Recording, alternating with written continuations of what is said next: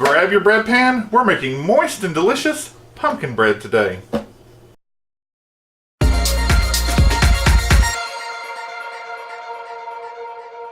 Welcome to Help at Home, your resource for great recipes and easy learning. I'm Jim Hightower. Today we're making a moist and delicious pumpkin bread, and it's Betty Crocker's own recipe. So grab your pen and paper. Here come the ingredients. You will need 2/3 cup Crisco or white shortening, 2 2/3 cup sugar, 4 eggs, 1 15-ounce canned pumpkin, 2/3 cup water, 3 cups flour, 2 teaspoons baking soda, 1 1/2 teaspoons salt, half a teaspoon baking powder, 1 teaspoon cinnamon, 1 teaspoon cloves, 1 cup chopped pecans. And it's just that simple. This recipe makes a mildly moist and flavorful loaf. A lot of pumpkin bread recipes tend to be dry, and nobody wants that. But if you'd like to tweak it the way I did, listen to these ingredients. I upped the shortening to 1 cup, and you could even try 1 1/4 cups to help with the moistness. I upped the sugar to 3 cups of sugar. I upped the water to 3/4 cup of water to also help with the moistness. And I added a teaspoon of ginger, kind of like when you're making a pumpkin pie. Now, if the spices happen to be too much for you, you can always cut each one into half a teaspoon, although your cinnamon is the base for your spices, so I would leave it as is. Preheat your oven to 350 degrees. You'll be baking this for 1 hour. Be sure to prepare your pans with 2 tablespoons melted butter, 1 tablespoon flour, mix it, and baste. They'll look just great. There you go. In Big Red, I have my shortening and my sugar. You always start off slow so you don't make a mess. Now, you need to whip this until it's light and fluffy. About a minute.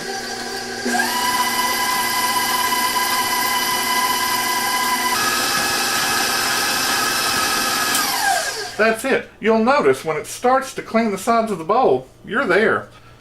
Now all you have to do is mix your eggs, water, and flour. Here are my eggs.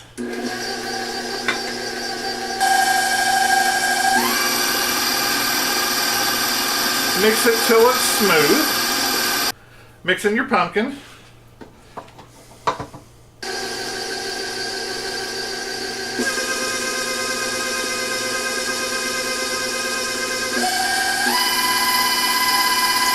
Then mix your water in. Obviously, you want to go slow with the water.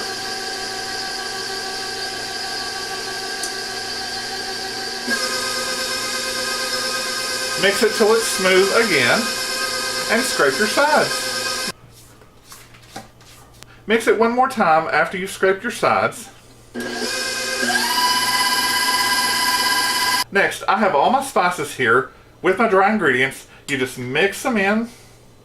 Slowly mix it in until you're done. Add a little and then let it incorporate. You know this drill. It's very easy.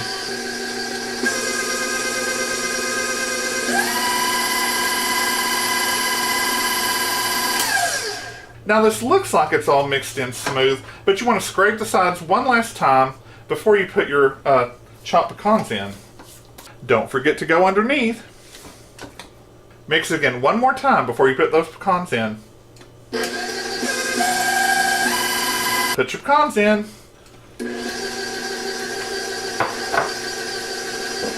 That was so easy. And that's it. Get your bread pans.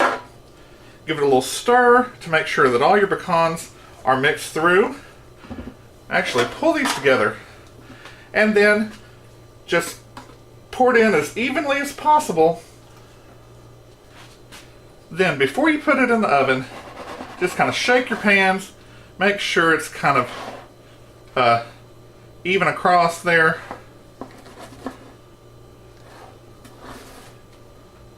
Ooh, give it another lick. Good stuff.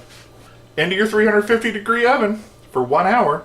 With my extra insurance, you'll check it at 50 minutes, and when a toothpick comes out dry, or your little cake tester, you're done.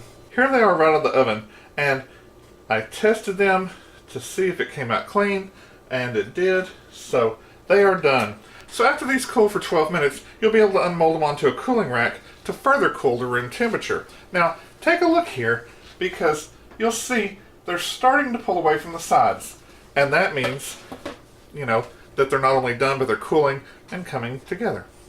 It has now been about 12 minutes, and what you want to do is to carefully release these from the sides. Don't stab your bread, because nobody wants that. I'm running a test here to show you that when you use this method of basting the flour with the butter, you almost don't need the knife to go around. Get your second cooling rack. You've seen this drill. Hold them firmly, flip them over.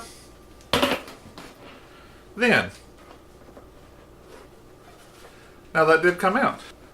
And this was the one that I put the knife into. Now, you want to turn these back over because you don't want all these little designs on the top of your bread. So you flip one more time. Hold firmly. Ta-da! Let these cool for about another 20 minutes at least so that they, are cool to the touch, they've recomposed themselves, and they won't fall apart on you. And then they'll just be yummy. Storage tips.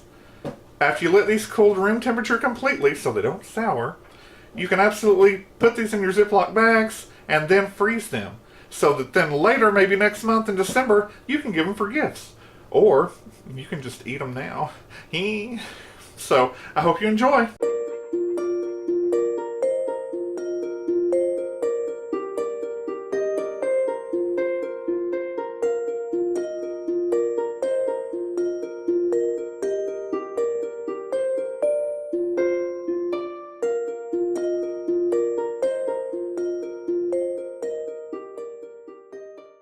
Well, if you like this recipe for delicious, moist pumpkin bread, give it a thumbs up.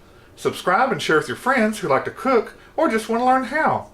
Drop me a line in the comments below about your experiences with this recipe and what else you'd like to see in the kitchen. Click the bell in the top right-hand corner for notifications. I'm Jim Hightower, and remember, everyone needs help, even me.